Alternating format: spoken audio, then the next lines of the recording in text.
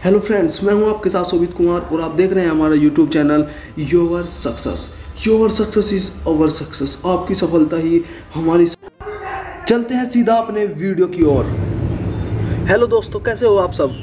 उम्मीद करता हूं आप सब अच्छे ही होंगे। वैसे भी लॉकडाउन जो लग रहा है वह इसका नाम भले ही अनलॉक 1 हो, लेकिन इसमें बहुत सारी चीज़ें अभी तक नहीं खोली गई हैं। जैसे कि आपके कॉलेज वगैरह नहीं खोले गए हैं। आप सब खुश तो होंगे, आपकी कोचिंग भी नहीं खोली गई है अब तक, इसलिए आप सब लोग मज़े कर रहे होंगे, है ना? पता है मुझे, आप सब मज़े ले रहे होंगे। चलो ये तो मजाक की बात है, अपनी वीडियो पर चलते हैं। जो बच्चे जो पढ़ने वाले बच्चे उन्हें कहा जाता है, जैसे कि जो न्यूज़ देखते हैं और अपनी पढ़ाई पर लगातार लगे हुए हैं। जो अपने जो कंपटीशन की जो तैयारी थी आपके बीच में रुक गई थी, लेकिन नेट तो नहीं रुका ना। उम्मीद करता हूँ कि आप सब ने अच्छे से तैयारी की होगी अपनी।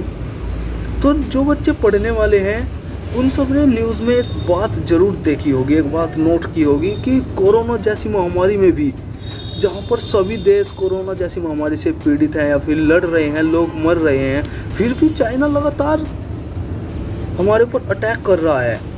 इन दोनों जो देश है, बड़े विकासशील देश जो हैं, इन दोनों देशों के बीच में तनाव पैदा हो रहे हैं। ये सब किसके कारण है? कुछ लोगों को ये कारण पता होगा और कुछ लोग होंगे जो ये कारण नहीं जानते होंगे।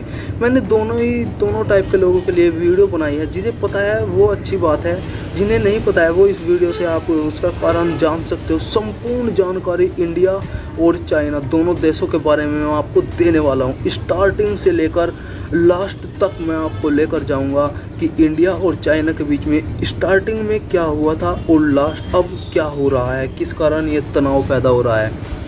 अब चलिए वीडियो में मैं स्टार्ट करता हूँ कि इसका जो मुख्य कारण, जहाँ से ये पैदा हुए जो तनाव है, ये जो पैदा हुआ, वहाँ से मैं आपको लेकर चलता हूँ। आपको सबसे पहले बता देता हूँ कि इंडिया और चाइना के बीच में जो तनाव पैदा हुआ, उसका जो सबसे मुख्य जो केंद्र है जहाँ से ये तनाव पैदा हुआ, वो जो केंद्र है वो है लद्दाख। लद्दाख ही वो केंद्र है जो इंडिया और चाइना के बीच में तनाव का कारण बना हुआ है।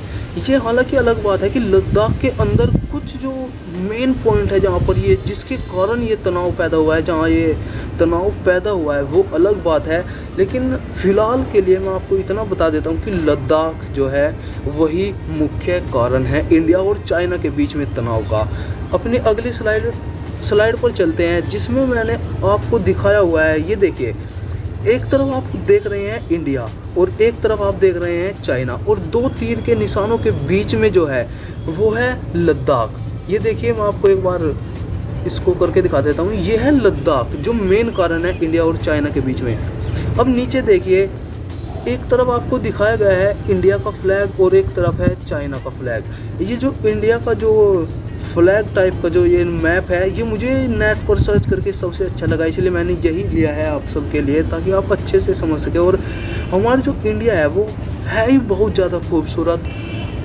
इंडिया का मैप को एक प्रकार से इंडिया के फ्लैग की तरह मैंने आपको दर्शाया है, और एक तरफ आपको दर्शाया गया है चाइना का मैप, जो रेड कलर का जो फ्लैग है और उस पर येलो कलर के जो स्टार लगे हैं। अपनी नेक्स्ट स्लाइड की ओर चलते हैं, देखते हैं नेक्स्ट स्लाइड में क्या है, क्या बात छिपी है नेक्स्ट स्लाइड में। भारत और चीन का संबंध कहाँ से स्टार्ट हुआ और कहाँ पर जाकर ख़त्म हुआ, चीन ने कहाँ पर विश्वासघात किया हमारे देश भारत के साथ, या वहाँ तक सब कुछ मैं आपको बताते हुए चलूँगा। बिल्कुल सब कुछ A to Z मैं आपको आज इस वीडियो में बताने वाला हूँ। हम बात कर रहे हैं भारत और चीन के संबंध के विषय में।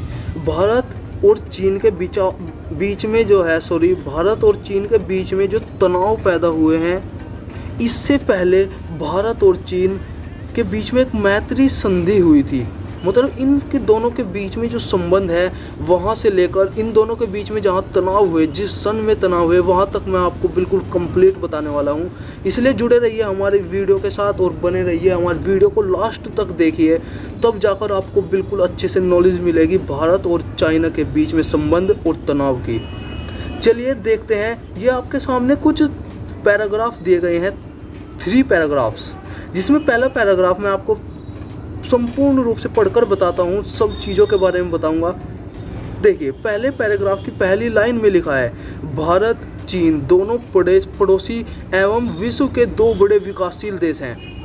अब देखिए, ये लाइन बहुत ज़्यादा इम्पोर्टेंट है, आपके एग्ज़ाम के लिए तो नहीं लेकिन आपके नॉलेज के लिए बहुत ज़्यादा इम्पोर्टेंट है। जो भारत है और चीन, ये दोनों पड़ोसी देश हैं। पड़ोसी देश का मतलब है हमारे भारत की जो राज्य हैं उनकी, मतलब जो कुछ राज्य है उसकी सीमाएं, उनकी सीमाएं चीन के साथ लगती है। बहुत बड़ी सीमाएं भी लगती है और छोटी सीमाएं भी लगती है। इसके बारे में आपको सब कुछ बताने वाला हूं।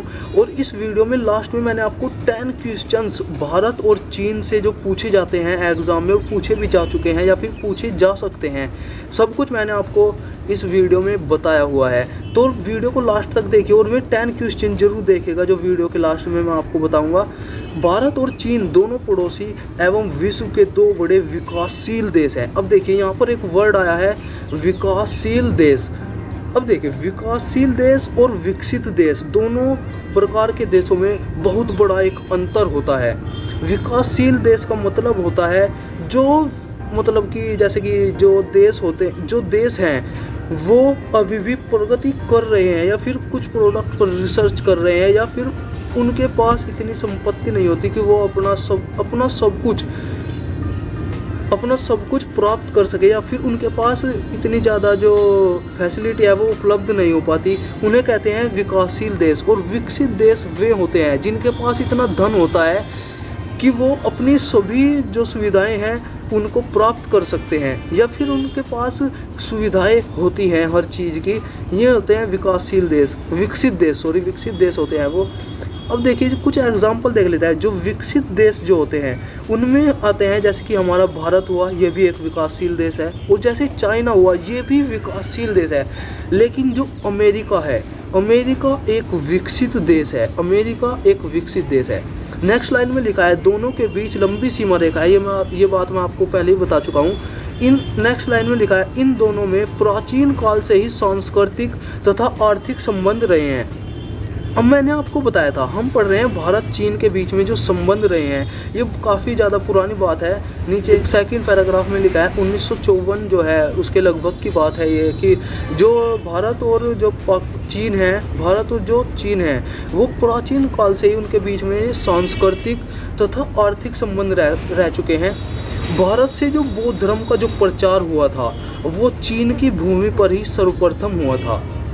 नेक्स्ट लाइन में लिखा है, चीन के जो लोग थे वो प्राचीन काल से ही बौद्ध धर्म जो था उसकी शिक्षा ग्रहण करने के लिए भारत के 2 विश्वविद्यालय, नालंदा विश्वविद्यालय, सेकंड है तक्षशिला विश्वविद्यालय। इसे याद कर लीजिएगा कि नालंदा विश्वविद्यालय और तक्षशिला विश्वविद्यालय, ये वर्ल्ड फेमस जो विश्वविद्यालय थे, अपने टाइम के फेमस विश्वविद्यालय रह चुके हैं। यहाँ पर ग्रहण करने आते थे चीन के लोग। प्राचीन काल में जो बौद्ध धर्म की जो शिक्षा है इन्हीं 2 विद्यालयों में ग्रहण करने आते थे। उस काल में जो यूरोप है वो लोग जंगली अवस्था में थे। नेक्स्ट पैराग्राफ पर मैं आपको बताता हूँ, वर्ष 1954, ईयर 1954 या फिर वर्ष 1954 की बात है। और जून महीने की बात है कि चीन, भारत और म्यांमार द्वारा शांतिपूर्ण सह अस्तित्व के 5 सिद्धांत, जिन्हें पंचशील सिद्धांत के नाम से जाना जाता है आज भी, और पहले भी उन्हें पंचशील सिद्धांत के नाम से जाना जाता था। अब पंचशील सिद्धांत क्या था? पंचशील सिद्धांत की जो था वो चीन व भारत द्वारा दुनिया की शांति व सुरक्षा में किया गया एक महत्वपूर्ण योगदान था। पंचशील सिद्धांत क्या था, एक बार और मैं आपको बता देता हूँ कि जो पंचशील सिद्धांत जो था वो चीन और भारत द्वारा दुनिया की शांति और जो सुरक्षा है उसे बनाए रखने के लिए एक महत्वपूर्ण योगदान था, और आज तक दोनों देशों की ज़बान पर है।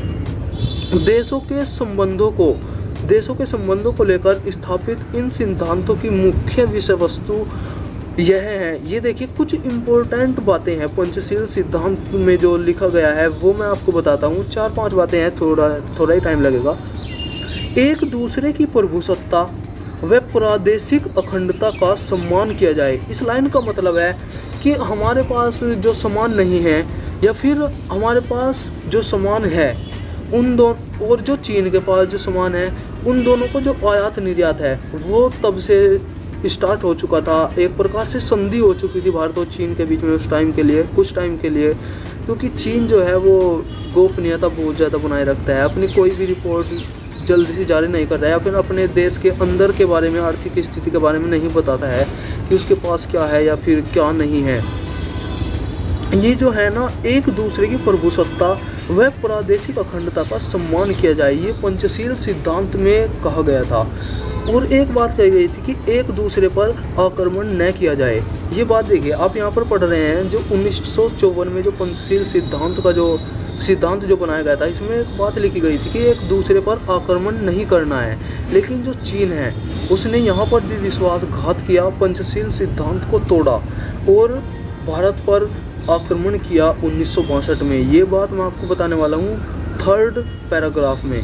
लेकिन इससे पहले एक बात जान लेते हैं कि एक दूसरे के अंदरूनी मामलों में दखल न दी जाए और समानता व आपसी लाभ के आधार पर शांतिपूर्ण सह अस्तित्व बरकरार रखा जाए। 3rd पैराग्राफ पर आते हैं जहाँ पर चीन ने भारत के साथ विश्वासघात किया था। यहाँ पर 3rd पैराग्राफ हम पढ़ते हैं, मैं आपको पढ़कर बताता हूँ। परंतु जो चीन है, चीन ने मैत्री संबंधों को एक तरफ रख दिया, मैत्री संबंधों को तोड़ दिया और 1962 की बात मैं आपको बता रहा हूँ, 1962 में भारत पर आक्रमण कर दिया और भारत की बहुत सारी ज़मीन पर कब्जा करते हुए 21 नवंबर 1962 को, ये डेट थी 21 नवंबर 1962 को, एक पक्षीय युद्ध विराम की घोषणा कर दी। उस समय से दोनों देशों के संबंध आज तक सामान्य नहीं हो पाए हैं और आज भी आप देख रहे हैं 2020 चल रहा है। 2020 में भी भारत और चीन के बीच में जो संबंध है, मैत्री संबंध है, वो आज तक ठीक नहीं हो पाए हैं। अपनी नेक्स्ट स्लाइड पर चलते हैं, देखते हैं नेक्स्ट स्लाइड पर क्या दिया गया है। ये देखिए, ये मैं आपको पढ़कर बताता हूँ। एक तरफ तो है कोरोना संकट, कोरोना जैसी महामारी, और दूसरी तरफ है चीन जो है अपने सैनिकों की तैनाती बॉर्डर पर लद्दाख में बढ़ाता ही जा रहा है। इसके बारे में आपको कुछ बात बता देता हूँ जो इम्पोर्टेंट बातें हैं। ये देखिए, एक पैराग्राफ आपके सामने है, भारत और चीन के बीच लद्दाख के अंदर। ये मैं आपको पहले ही बता चुका हूँ कि भारत और चीन के बीच जो तनाव पैदा हुआ था वो लद्दाख में हुआ था। लद्दाख में नियंत्रण रेखा पर तनाव लगातार गहरा रहा है। इसका मतलब क्या है? ये जो तनाव है ये बहुत पहले से ही चलता आ रहा है, ये अभी तक ना इसके ऊपर कोई कंट्रोल हुआ है, और आज की तारीख में 2020 में भी ये तनाव और ज़्यादा बढ़ चुका है। यहाँ बड़ी संख्या में जो चीन है वो अपने सैनिकों को तैनात कर रहा है। इसके साथ ही देश ने भी, मतलब हमारे देश जो इंडिया है, इंडिया ने भी अपने सैनिक तैनात कर दिए गए हैं। और यही वजह है, मतलब लद्दाख ही वो वजह है जो चीन जो है कोरोना संकट के दौर में भी इतना उतावला लग रहा है। अब देखिए, एक तरफ तो जो कोरोना संकट से इतने लोग मर रहे हैं, और दूसरी तरफ जो चीन है ये उतावला ही लग रहा है लद्दाख को लेकर।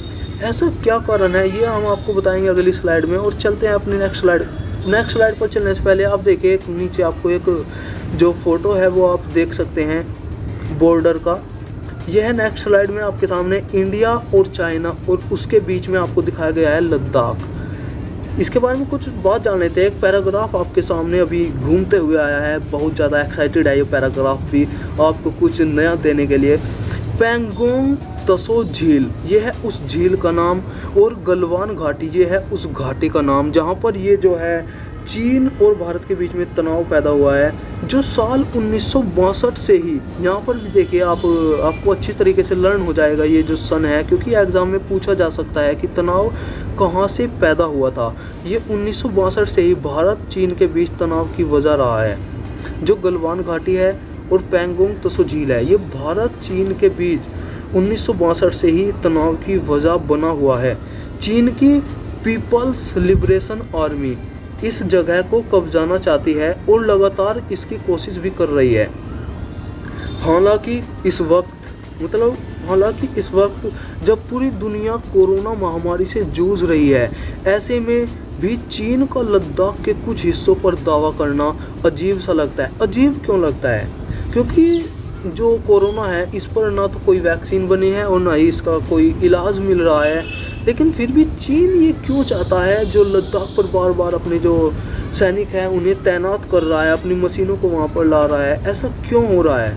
इसका कारण जानते हो क्या है? मैं आपको बताता हूँ। इसका कारण है यहाँ की पहाड़ियाँ और उनमें मिलने वाले बेशकीमती जो धातुओं के भंडार है, वही इसका कारण है। क्योंकि जो चाइना है वो चाहता है कि इन भंडार पर उनका कब्जा हो जाए, क्योंकि लद्दाख पर अगर कब्जा हुआ तो इन घाटी पर भी उसका आसानी से कब्जा हो जाएगा और वो अपनी आर्थिक स्थिति जो है वो उसे सुधार सकता है और अपने निजी जो काम है उनमें इन पैसों का या फिर इस सोने का उपयोग कर सकता है। इस सोने को हथियाना चीन को आर्थिक मजबूती देगा। यही वजह है कि चीनी सैनिक लगातार आक्रामक होते जा रहे हैं, आक्रामक या फिर होते रहते हैं, पहले से ही आक्रामक होते रहते हैं। नेक्स्ट स्लाइड पर हम चलते हैं। ये आपके सामने नेक्स्ट स्लाइड, और नेक्स्ट स्लाइड में मैं आपको बताऊंगा कि गलवान घाटी जो कि वजह है, मेन कारण जो है लद्दाख के अंदर भी जो मेन कारण है वो है गलवान घाटी, जहाँ से ये जहाँ से इसका उद्गम माना जाता है। यह गलवान घाटी के बारे में कुछ बात जान लेते हैं। ये देखिए आपके सामने एक पैराग्राफ जो आया है। लद्दाख में भारत चीन के सैनिकों के बीच मुठभेड़ की खबर के बाद गलवान घाटी चर्चा में आ गई है। चर्चा में आ क्या गई है? चर्चा में ये शुरू से ही 1962 से ही ये जो गलवान घाटी है ये चर्चा में है। यह वो घाटी है जहाँ भारत और चीनी सेना के बीच हिंसक झड़प की खबरें हैं। ये देखिए आपके सामने जो है एक फोटोग्राफ या फिर एक फ़ोटो आपके सामने है। मैं इसको जूम करके आपको दिखा देता हूँ एक बार। ये देखिए ये जो फ़ोटो है आपके सामने, इसमें जो बीच में आपको एक चीज़ दिखाई गई है, class in Galwan valley, class in Galwan घाटी। ये देखिए ये आपको जहाँ पर मैंने निशान लगाया ये है गलवान घाटी, यहाँ पर आप देख सकते हैं। और इसके जो ऊपर है ये पूरा है चाइना, ये है चाइना। और एक तरफ है पाकिस्तानी एडमिनिस्ट्रेटेड कश्मीर का मतलब है, ये तो इंग्लिश में लिखा है, हिंदी में इसको कहते हैं पाकिस्तान अधिकृत कश्मीर। और नीचे की साइड बॉटम में आपको देख सकते हैं इंडियन एडमिनिस्ट्रेटेड कश्मीर, ये है जो भारत अधिकृत कश्मीर जो है। और आपने एक खबर सुनी होगी कि लद्दाख और जम्मू कश्मीर ये जो है दो अलग अलग हो चुके थे, और जम्मू कश्मीर के अंदर जो मेन खबर थी वो आपने ज़रूर पढ़ी होगी। मैं आपको बिल्कुल संपूर्ण जानकारी देते हुए मैं आपको बताते हुए चलूँगा, बीच में जितने भी वर्ड आएंगे मैं उन सब के बारे में आपको बताते हुए चलूँगा। लेकिन उससे पहले जम्मू कश्मीर के बारे में आपको नेक्स्ट स्लाइड में बताऊंगा कि उसमें जो धारा जो हटी थी या फिर धारा वो उस धारा के अंदर क्या क्या चीज़ें थी वो सब मैं आपको बताऊंगा। लेकिन उससे पहले ये इसके नीचे जो पैराग्राफ जो आपके सामने है, बॉटम में आपको एक पैराग्राफ दिखाया गया है। ये घाटी भारतीय इतिहास में पहले भी चर्चा में रही है। ये चीज़ मैं आपको पहले ही सबसे शुरू की स्लाइड में आपको पढ़ा चुका हूँ कि ये जो है घाटी जो है पहले ही चर्चा में रह चुकी है। वजह है 1962 का भारत चीन युद्ध। 1962 में जब चीन ने विश्वासघात किया भारत के साथ, तभी की यह घटना है गलवान घाटी की। इस घाटी में चीनी सेना ने उस समय भी भारत को धोखा दिया था। आज भी वही इतिहास दोहराया गया है। अब देखिए एक बात आपने ज़रूर सुनी होगी जो कि फेमस है, बड़े बड़े लोग कहते हैं कि इतिहास खुद को दोहराता ज़रूर है, और इतिहास ने आज फिर 2020 में खुद को दोहराया है, वो भी चीन के द्वारा। चीन आज अब फिर वही उसी बात पर पड़ा हुआ है। खबर है कि इसी घाटी में हिंसक झड़प में भारतीय सेना के एक अधिकारी और 2 जवान शहीद हो गए हैं। 2000 स्लाइड पर चलते हैं, देखते हैं नेक्स्ट स्लाइड में क्या दिखाया गया है। ये देखिए आप इस स्लाइड में मैं आपको बताता हूँ कि जो जम्मू कश्मीर है और इसके अंदर एक अनुच्छेद था 370 के नाम से, अनुच्छेद 370। इसके बारे में आपको मैं कुछ बता देता हूँ। जब भी अब देखिए जब से ये जो है अनुच्छेद जो है 370 को हटाया गया है, उसके बाद से जब भी जम्मू कश्मीर का नाम आता है, जहाँ पर भी जम्मू कश्मीर का जिक्र आता है वहाँ पर धारा 370 और 35A या फिर 35A की बात जरूर आती है। भारतीय संविधान के जो अनुच्छेद 370 के तहत जो है जम्मू कश्मीर को विशेष स्वायत्तता मिली हुई थी, और वहीं पर 35A जम्मू कश्मीर राज्य विधानमंडल को स्थायी निवासी परिभाषित करने और उन नागरिकों को विशेषाधिकार प्रदान करने का अधिकार देता था। इसका मतलब है, देखिए, यहाँ का एक अलग ही कानून था। जम्मू कश्मीर जो था ये अपने आप को एक भारत का हिस्सा नहीं मानता था। यहाँ पर एक अलग ही कानून चलता था। यहाँ पर सब कानून अलग हुआ करते थे। भारत के जो राष्ट्र चिन्ह जो होते हैं या फिर ध्वज जो होता है, उसके बारे में वे जो लोग थे, चाहे कोई कुछ भी करे या फिर ध्वज को फाड़ दे या फिर राष्ट्रीय चिन्ह को, उसके साथ कुछ भी कैसा भी सलूक करे, उनके ऊपर कोई केस नहीं किया जाता था। इसके बारे में मैं आपको संपूर्ण जानकारी दूंगा, लेकिन उससे पहले मैं आपको बता देता हूँ, यह भारतीय संविधान में जम्मू कश्मीर सरकार की सहमति से राष्ट्रपति के आदेश पर जोड़ा गया।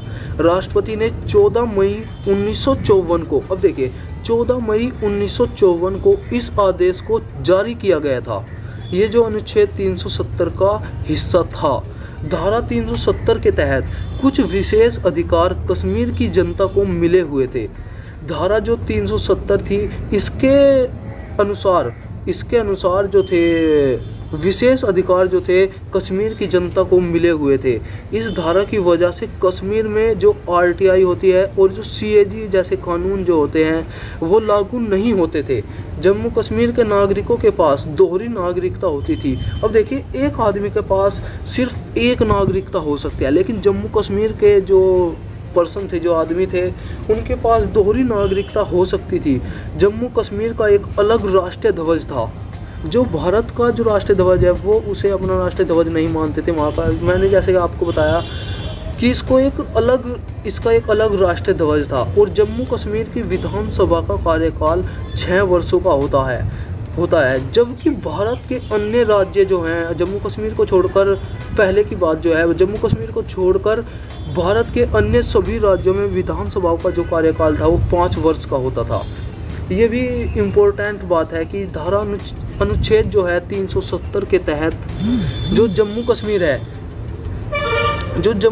है उसमें जो विधानसभा का जो कार्यकाल है वो कितने वर्षों का होता था। ये प्रश्न आपको एग्ज़ाम में हो सकता है, आपको मिल सकता है ये एग्ज़ाम में, क्योंकि इम्पोर्टेंट प्रश्न होते हैं ये। जो खबर सुर्खियों में आती है वो खबर पेपर में ज़रूर आती है, एग्ज़ाम में आपके ज़रूर देखने को मिलती है। लेकिन जो फिलहाल की जो बात है, यहाँ पर जो अन्य जो राज्य है जम्मू कश्मीर को छोड़कर, वहाँ पर विधानसभाओं का जो कार्यकाल होता है वो 5 वर्षों का होता है। जम्मू कश्मीर के अंदर भारत के राष्ट्र ध्वज या फिर राष्ट्रीय प्रतीकों का अपमान अपराध नहीं माना जाता था। अब चलते हैं अपन नेक्स्ट स्लाइड की ओर, देखते हैं अनुच्छेद 35A। अनुच्छेद 35A क्या है, इसके बारे में आपको कुछ बता देता हूँ। 35A से जम्मू कश्मीर के लिए स्थायी नागरिकता के नियम और नागरिकों के अधिकार तय होते थे। 14 मई 1954 के पहले जो कश्मीर में बस गए थे उन्हीं को स्थायी निवासी माना जाता था। देखिए, 14 मई 1954 को ये जो अनुच्छेद हैं ये 2 बनाए गए थे, जैसे कि अनुच्छेद 370 और 35A। जैसे कि 35A है, इसे एक अनुच्छेद 370 का एक हिस्सा माना जा सकता है। इसके अनुसार तो यही मान सकते हैं हम। लेकिन जो ये बात इम्पोर्टेंट है कि 14 मई 1954 के जो पहले जो कश्मीर में बसे गए थे जो लोग थे, उन्हीं को स्थायी निवासी जो था माना जाता था।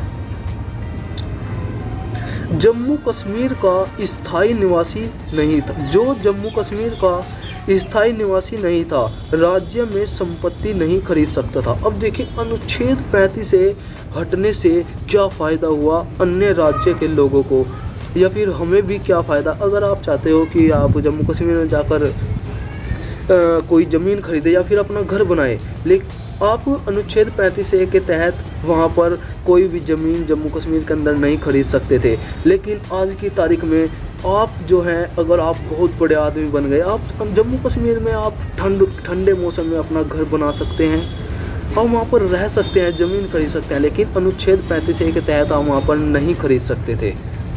और अगली लाइन में लिखा है कि सरकार की नौकरियों के लिए, मतलब जो जैसे कि सरकारी नौकरियां जो होती है, वहाँ पर अन्य स्टेट के कोई भी आदमी, कोई भी पर्सन आवेदन नहीं कर सकता। सिर्फ जम्मू कश्मीर के लोग ही वहाँ पर आवेदन कर सकते थे। वहाँ के विश्वविद्यालयों में कोई भी अदर स्टेट का जो पर्सन होते हैं वे दाखिला नहीं ले सकते थे, और न ही राज्य सरकार की कोई वित्तीय सहायता प्राप्त कर सकता था। अपने नेक्स्ट स्लाइड की ओर चलते हैं, देखते हैं नेक्स्ट स्लाइड में क्या है। अब देखिए गलवान वैली, ये वही है गलवान घाटी जो है, इसके बारे में और कुछ जान लेते हैं। जैसे कि गलवान घाटी का पूरा इलाका लद्दाख में आता है। ये जो गलवान घाटी है इसका पूरा इलाका जो है वो लद्दाख में ही बसा हुआ है, वो लद्दाख में ही आता है। यही नदी भी बहती है, वो जो आपको बताई थी पैंगोंग त्सो नदी जो है, वो ये इसी नदी की बात कर रहे हैं यहाँ पर भी। यहाँ के विवादित क्षेत्रों में चीनी सेना टेंट लगाती है। अब देखिए जो चीनी सेना का जितना भी एरिया है वहाँ पर चीनी सेना जो है वो टेंट लगाती है जानबूझकर, ताकि जो भारत की जो सेना है उन्हें गुस्सा आए या फिर उन्हें वो उकसा सके, जिसका विरोध भारत करता है। जानकार कहते हैं कि चीनी सेना द्वारा यहाँ जो टेंट लगाए जाते हैं उनका सिर्फ एकमात्र मकसद होता है भारतीय सेना को उकसाना। इतिहास के जानकार कहते हैं, इतिहास के जो बड़े बड़े जानकार जो है वो कहते हैं, वो उन्होंने कहा है कि 1962 में जो भारत और चीन के बीच जो युद्ध हुआ था उस समय पहली बार तनाव इसी घाटी में आरंभ हुआ था। ये बात मैं आपको पहले भी बता चुका हूँ। आज फिर भारतीय सैनिकों के मारे जाने से तनाव और ज़्यादा बढ़ गया है। अब देखिए भारत और चीनी सेना के बीच काफ़ी वक्त से लद्दाख में तनाव जारी है। तनाव बैठकों के बाद भी यह विवाद खत्म होने का नाम नहीं ले रहा है। खबरों के मुताबिक सोमवार रात जब गलवान इलाके में तनाव इस कदर बढ़ गया कि हिंसक झड़प में भारतीय सेना के अफसर और 2 जवान शहीद हो गए। नेक्स्ट स्लाइड पर चलते हैं, देखते हैं नेक्स्ट स्लाइड पर क्या है। भारत चीन सीमा विवाद। अब देखिए भारत और चीन के बीच जो सीमा विवाद हुआ उसके बारे में मैं आपको कुछ जानकारी दे देता हूँ। संपूर्ण जानकारी मैं आपको इसी वीडियो में दूंगा। मेरा मानना है कि आपको ज़रूर ये वीडियो जो है आपको मेरी पिछली वीडियो से काफ़ी ज़्यादा अट्रैक्टिव और काफ़ी ज़्यादा अच्छी लग रही होगी। मेरी जो लैंग्वेज है मैंने आज अपनी रियल मतलब कि मैं ज़्यादा फैंसी नहीं बोल रहा हूँ, मेरी जैसी लैंग्वेज है मैं ऐसी ही लैंग्वेज यूज़ कर रहा हूँ। मुझे किसी ने बताया था कि जो लैंग्वेज है वो अपनी रियल की लैंग्वेज में आप अपनी वीडियो बनाओ। मैंने जो है अभी हाल ही में जो नया अपना जो YouTube चैनल बनाया योवर सक्सेस के नाम से, इसलिए जो मुझे जो वीडियो में जो है वीडियो अच्छी तरीके से बनानी नहीं आती थी, लेकिन मैं कोशिश कर रहा हूँ कि मैं अच्छे से अच्छी वीडियो बना सकूँ। और आज मैं हो सकता है कि मैंने अच्छी वीडियो बनाई हो। अगर आपको ये वीडियो अच्छी लग रही है तो आप हमारी वीडियो को लाइक कीजिए और अपने जितने भी कंपटीशन की तैयारी कर रहे हैं अपने फ्रेंड्स या फिर अपनी फैमिली में जितने भी बच्चे हैं उन सबको मेरी जो वीडियो है शेयर कीजिए और सब्सक्राइब कीजिए हमारे चैनल को। चलिए चलते हैं अपनी वीडियो पर वापस। विभिन्न सूत्रों के अनुसार दोनों देशों के बीच हम पढ़ रहे हैं भारत चीन सीमा विवाद। विभिन्न सूत्रों के अनुसार दोनों देशों के बीच वर्तमान टकराव पूर्वी लद्दाख में गलवान घाटी और पैंगोंग झील में हुई है, जिसने स्थानीय लोगों के भविष्य को लेकर चिंता में डाल दिया है। वहाँ के जो मतलब स्थानीय लोग उन्हें कहते हैं, जो जहाँ पर रहता है वो वहीं के स्थानीय जो पर्सन होते हैं, वहीं के जो स्थानीय लोग जो होते हैं उनका जो भविष्य है उन्हें लेकर उनका जो भविष्य है वो फिलहाल चिंता में नज़र आ रहा है या फिर अंधकार में नज़र आ रहा है, क्योंकि जो चीन है वो लगातार वहाँ पर विवाद छेड़ रहा है। लद्दाख में भारत और चीन की जो सेना के बीच जिस दिन बातचीत चल रही थी उसी दिन दूसरी ओर इस क्षेत्र के लोग खासे तनाव मतलब जब बैठक हुई थी, एक बार आपने सुना होगा, अखबार में पढ़ा होगा या फिर न्यूज़ में सुना होगा कि भारत और चीन के जो कमांडर हैं उनके बीच में एक बैठक हुई थी अभी कुछ दिन पहले की बात है। लेकिन उस बैठक से भी कोई फ़र्क नहीं पड़ा उस चीन पर। उसी दिन दूसरी ओर इस क्षेत्र के लोग बहुत ज़्यादा तनाव में थे कि क्या फ़ैसला होगा। उनको डर है कि अगर दोनों पक्षों के बीच तनाव बढ़ता है तो यह तब ख़त्म होगा जब उनके जो चरागाह हैं वो चीनी क्षेत्र में चले जाएंगे। उन्हें यही डर सताता रहता है क्योंकि चीन से तो अच्छे खासे लोग डरते हैं। भारतीय रक्षा मंत्रालय ने बयान जारी किया कि दोनों पक्षों के कमांडर शांतिपूर्ण तरीके से पूर्वी लद्दाख के वर्तमान सीमा मुद्दों को द्विपक्षीय समझौतों के आधार पर सुलझाने के लिए तैयार है, लेकिन वो तैयार नहीं थे। चलते हैं अपने नेक्स्ट स्लाइड की ओर और देखते हैं नेक्स्ट स्लाइड पर क्या है। ये देखिए, मैं आपको एक चीज़ बता देता हूँ। मैंने आपको शुरू में जो वीडियो के स्टार्टिंग में आपसे एक प्रॉमिस किया था कि मैं इस वीडियो के लास्ट में आपको इंडिया और चाइना के बारे में कुछ इम्पोर्टेंट क्वेश्चन बताऊंगा, जो कि 10 क्वेश्चन हैं या फिर 11-12 जितने भी होंगे। मैं आपको सब क्वेश्चंस बताऊंगा जितने भी भारत और चीन के बारे में बन सकते हैं। अब स्टार्ट करते हैं अब हमारे स्टार्ट हो चुके हैं हमारे क्वेश्चन, जो बहुत ज़्यादा इम्पोर्टेंट है आपके एग्ज़ाम के लिए। और हाँ आप मतलब मुझे किसी ने ये भी बताया था कि आप अपनी वीडियो में हमें बच्चा कहते हो। आप बच्चे नहीं हो, मुझे पता है, लेकिन मुझे आदत है कि मैं बच्चे कह देता हूँ अपनी वीडियो में। फिर भी मैं आज आपको अलग कुछ कहता हूँ। दोस्तों, मेरे प्यारे दोस्तों, आपको ये वीडियो अच्छी लग रही है तो प्लीज़ नीचे लाइक का बटन ज़रूर दबा दीजिएगा। फिर मुझे मोटिवेशन मिलेगा, फिर मैं आपके लिए अच्छी वीडियो बनाऊंगा। जो भी लेटेस्ट में जितनी भी खबरें आती हैं उन सब के ऊपर मैं आपको ज़रूर बताऊंगा, वो भी फुल डिटेल्स में, जैसे ये वीडियो मैं आपको बता रहा हूँ। इसमें आप चलते हैं अपने क्वेश्चन की ओर। इसमें जो पहला क्वेश्चन बना है वो है, भारत की चीन के साथ सीमा की लंबाई कितनी है। मैंने आपको बताया था कि भारत जो है वो चीन के साथ एक सीमा साझा करता है। हम आ चुके हैं उन्हीं क्वेश्चंस की ओर जो इम्पोर्टेंट है आपके एग्ज़ाम के लिए। जिसमें पहला क्वेश्चन है, भारत की चीन के साथ सीमा की लंबाई जो है वो कितने किलोमीटर की है। इसका जो आंसर है, राइट आंसर जो है वो है सी, 3488 किलोमीटर। 3488 किलोमीटर इसका बिल्कुल राइट आंसर है। 3488 किलोमीटर इसका राइट आंसर है। एक्सप्लेनेशन मैं आपको बता देता हूँ। वैसे तो मैं काफ़ी ज़्यादा एक्सप्लेन कर चुका हूँ भारत और चाइना के बारे में, लेकिन इन क्वेश्चंस के बारे में मैं आपको कुछ नीचे लिखी गई है, एक्सप्लेनेशन एक हेडिंग दी गई है, आप यहाँ पर जाकर पढ़ सकते हैं। फिर मैं आपको पढ़कर बताता हूँ। चीन और भारत एशिया के 2 पड़ोसी देश हैं। चीन और भारत एशिया के 2 पड़ोसी देश हैं। भारत ने चीन के साथ 3488 किलोमीटर की सीमा साझा की है। चीन और भारत के बीच सीमा जो है उसका नाम जो है वो मैकमोहन रेखा है। चीन और भारत के बीच में जो रेखा है वो है मैकमोहन रेखा। अब चलते हैं अपने नेक्स्ट क्वेश्चन की ओर और देखते हैं नेक्स्ट क्वेश्चन में क्या दिखाया गया है।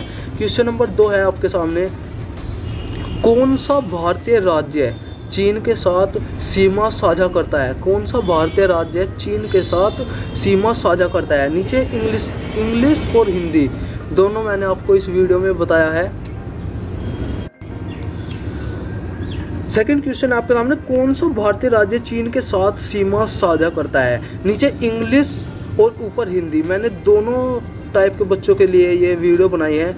इंग्लिश में लिखा गया है, which India state shares border with China, जिसमें नंबर 1 ऑप्शन है जम्मू एंड कश्मीर, बी पर ऑप्शन जो दिया गया है वो है अरुणाचल प्रदेश, और सी ऑप्शन है उत्तराखंड, डी ऑप्शन है ऑल ऑफ द अबाउ। इसका जो राइट आंसर है वो है D, all of the above. मतलब जम्मू एंड कश्मीर, अरुणाचल प्रदेश और उत्तराखंड सभी के सभी जो राज्य है वो चीन के साथ सीमा साझा करते हैं। एक्सप्लेनेशन एक बार देख लेते हैं। जम्मू और कश्मीर, हिमाचल प्रदेश, सिक्किम, उत्तराखंड और अरुणाचल प्रदेश भारतीय राज्य, ये जो चुनिंदा जो भारतीय राज्य है वो चीन के साथ सीमा साझा करते हैं। साथ ही चीन के जो तिब्बत स्वायत्त क्षेत्र ने भारत के साथ सीमा को छू लिया है।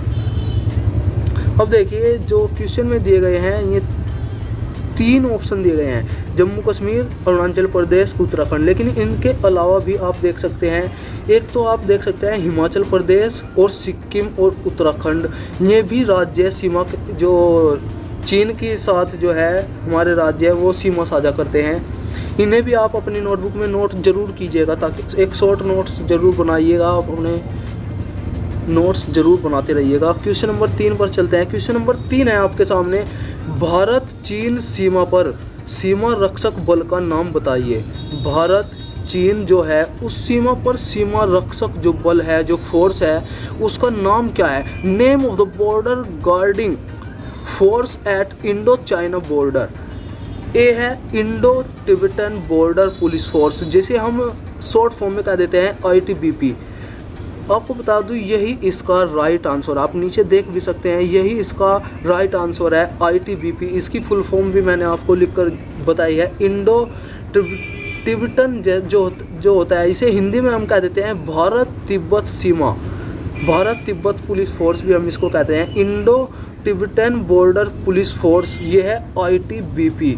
यही इसका राइट आंसर है, ऑप्शन नंबर ए इसका बिल्कुल राइट आंसर है। जो भारत चीन सीमा पर सीमा रक्षक बल जो है उसका नाम है ITBP। इसकी एक्सप्लेनेशन एक बार देख लेते हैं। भारत चीन सीमा पर सीमा रक्षक बल को भारत तिब्बत सीमा पुलिस बल, मैंने आपको हिंदी में पहले भी बता चुका हूँ, भारत तिब्बत सीमा पुलिस बल ITBP के रूप में जाना जाता है।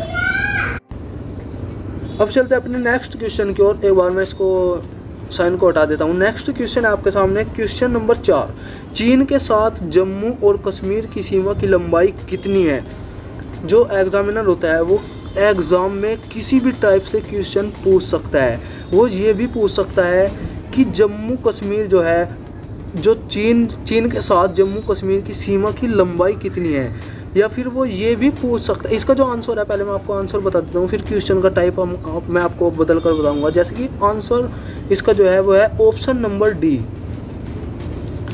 ऑप्शन नंबर डी इसका राइट आंसर है। 1597 किलोमीटर चीन के साथ जो जम्मू कश्मीर हमारे जो भारत का एक राज्य है, वो सीमा की जो लंबाई है चीन के साथ वो 1597 किलोमीटर है। अब देखिए एग्जामिनर इस क्वेश्चन को और किस टाइप से पूछ सकता है। एग्जामिनर ये पूछ सकता है कि जम्मू कश्मीर की 1597 किलोमीटर की सीमा रेखा किस देश के साथ लगती है। इसका जो आंसर हो जाएगा वो हो जाएगा चीन। अब चलते हैं अपने नेक्स्ट क्वेश्चन की ओर और देखते हैं नेक्स्ट क्वेश्चन में क्या है। नेक्स्ट क्वेश्चन है आपके सामने, क्वेश्चन नंबर 5, चीन के साथ उत्तराखंड की सीमा की लंबाई कितनी है। एक टाइप ये भी हो सकता है क्वेश्चन पूछने का कि चीन के साथ उत्तराखंड की जो सीमा की जो लंबाई है वो कितनी है। ऑप्शन नंबर ए है आपके सामने 300 किलोमीटर, ऑप्शन नंबर बी है 315 किलोमीटर और ऑप्शन नंबर सी है 345 किलोमीटर और ऑप्शन नंबर डी है 355 किलोमीटर। इसका जो राइट आंसर है वो है 345 किलोमीटर जो है चीन उत्तराखंड के साथ सीमा साझा करता है। 345 किलोमीटर कौन से ऑप्शन में है, ऑप्शन नंबर सी 345 इसका राइट आंसर है। एक्सप्लेनेशन एक बार देख लेते हैं। चीन के साथ जो है उत्तराखंड की सीमा 345 किलोमीटर है। नेक्स्ट क्वेश्चन है आपके सामने, क्वेश्चन नंबर 6, भारत का कौन सा राज्य चीन के साथ सबसे लंबी सीमा रेखा साझा करता है। भारत का कौन सा राज्य चीन के साथ सबसे लंबी सीमा रेखा साझा करता है। इंग्लिश में आप देख सकते हैं, विच state of India shares the longest border with China. Option number A है आपके सामने Arunachal Pradesh, option number B है सिक्किम और ऑप्शन नंबर सी हिमाचल प्रदेश और ऑप्शन नंबर डी है जम्मू एंड कश्मीर। इसका जो राइट आंसर है वो है option number D Jammu and Kashmir. Jammu and Kashmir Bharat का एक ऐसा राज्य है जो चीन के साथ सबसे लंबी सीमा रेखा साझा करता है। एक्सप्लेनेशन एक बार पढ़ लेते हैं। जम्मू और कश्मीर चीन के साथ 1597 किलोमीटर की सबसे लंबी सीमा रेखा साझा करता है, जो सबसे लंबी सीमा रेखा है। क्वेश्चन में ऐसा नहीं पूछा गया कि कितने किलोमीटर की सीमा रेखा साझा कर सकता है, लेकिन ये ज़रूरी नहीं है कि एग्जामिनर ये क्वेश्चन नहीं पूछ सकता कि जो जम्मू एंड कश्मीर है वो चीन के साथ कितने किलोमीटर की सीमा रेखा साझा करता है। इसे भी आप ज़रूर अपनी नोटबुक में नोट कीजिएगा कि 1597 किलोमीटर की सीमा रेखा को जो जम्मू कश्मीर है वो चीन के साथ साझा करता है, सीमा रेखा जो है। नेक्स्ट क्वेश्चन की ओर चलते हैं। क्वेश्चन नंबर 7, चीन की राजधानी क्या है। What is the capital of China. इसका जो ऑप्शन नंबर ए है वो है Beijing, option number B Shanghai, option number C Seoul, option number D Hong Kong. इसका जो आंसर है वो है option number A. Option number A इसका जो राइट आंसर है इस क्वेश्चन का वो है बीजिंग। चीन की जो राजधानी है या फिर चीन की जो कैपिटल है वो बीजिंग है। Option number A is the right answer. Option number A इसका बिल्कुल राइट आंसर हो जाएगा, ऑप्शन नंबर ए। इसकी एक्सप्लेनेशन एक बार देख लेते हैं। जो बीजिंग है वो चीन की राजधानी है, जो दुनिया में भारी आबादी वाले शहरों में से एक है। जो चीन है वो भारी आबादी वाले शहरों में से एक है। अब चलते हैं अपने नेक्स्ट क्वेश्चन की ओर, देखते हैं नेक्स्ट क्वेश्चन में क्या दिखाया गया है। क्वेश्चन नंबर 8 है आपके सामने। भारत का कौन सा राज्य चीन के साथ 1126 किलोमीटर लंबाई की सीमा साझा करता है? भारत का कौन सा राज्य चीन के साथ 1126 किलोमीटर लंबाई की सीमा साझा करता है? Which state of India share border of length 1126 kilometre with China? Option number A है आपके सामने सिक्किम, और option number B Himachal Pradesh, option number सी Arunachal Pradesh, option number D है नन ऑफ द अबाउ, या फिर इनमें से कोई नहीं। इसका जो राइट आंसर है वो है ऑप्शन नंबर सी, अरुणाचल प्रदेश 1126 किलोमीटर की सीमा साझा करता है चीन के साथ। अरुणाचल प्रदेश इसका बिल्कुल राइट आंसर है। एक्सप्लेनेशन एक बार देख लेते हैं। अरुणाचल प्रदेश में चीन के साथ 1126 किलोमीटर की सीमा जो है वो साझा करता है। नेक्स्ट क्वेश्चन है आपके सामने, क्वेश्चन नंबर 9। उत्तराखंड चीन के तिब्बत स्वायत्त क्षेत्र से किस दिशा में घिरा है?